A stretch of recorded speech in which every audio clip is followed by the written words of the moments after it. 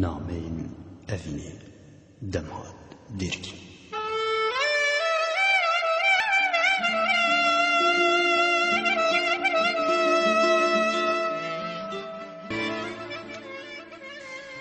Îşev jî were.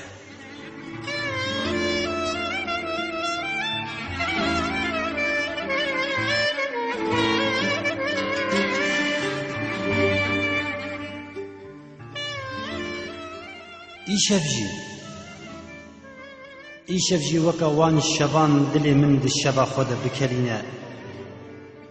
Wê dûriyê nîzik bike da ku em çîroka hezkirina xwe dirêj bikin.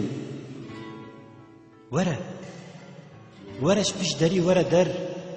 Were ji pîş derî were der dergehê wê cîhana tarî bi kenê xwe bigire. û di şeva min de dînatiya xwe bi bîr bîne û mişxwere bibe weke her şev. û bajarê hezkirina me bi bêhna xwe serxweş bike da ku nimêja dûrbîrkirina hezkirinê bikim. Were û bilez pêş demê bêbextî nekirî can. Ez ê peyvên ji giyanî girantir diyarî te bikim di nava dînatiya şevê de. Were xwe ji awirvedanên xelkê bide alî û bila şofa strana eşqa me li pey te bimîne da ku matmayî çîroka me belav bikin.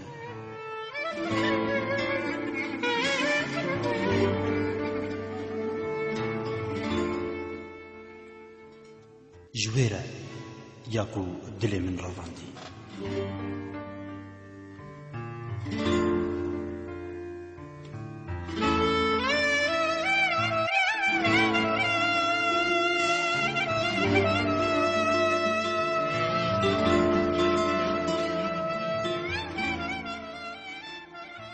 Ji wê dema ku awirên te li kolana wî bajarî eskirîn da vika tîrên xwe, nema ev dil yê min e.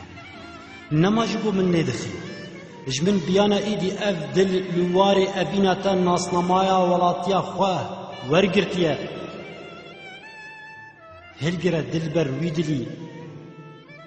Di hêlîna çûkan de veşê re û jê re bistirîne strana revandina vî dilê ku te revandî. Li ser biraşîne gulên dildaran û li ber sing û berê xwe wek zarokek ber şîr behejîne. Na qet wî nexeydîne ji ber ku ew dil dilê min e.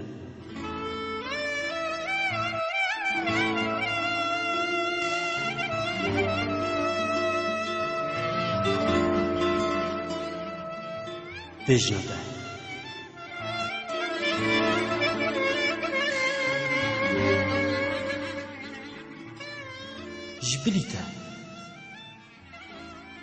Ji bilî te ji derî, ji pencereyên dilê min ji şevên barîna dilopên baranê, ji gavên xwe ku nema rên xwe naz dikim, ji barbangan ta êvarên kirasê befrêl xwe dikin tu pêjna nakim.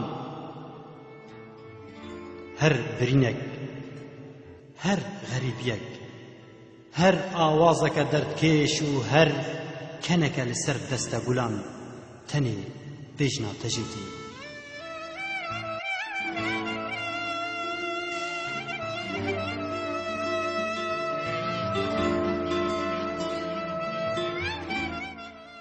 Hezkirin.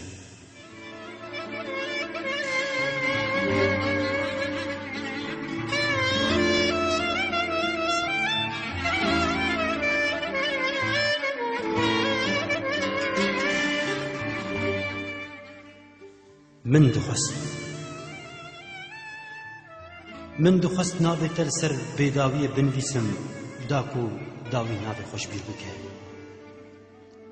Min dixwest evîna me li ser zivistanê binivîsim da ku bihar şîn bibe. Min dixwest tu bibe ya min da ku zayîn çavê xwe veke. Min dixwest hezkirinê bi hezkirinê binivîsim da ku em bibin hezkirin, em bibin hezkirin.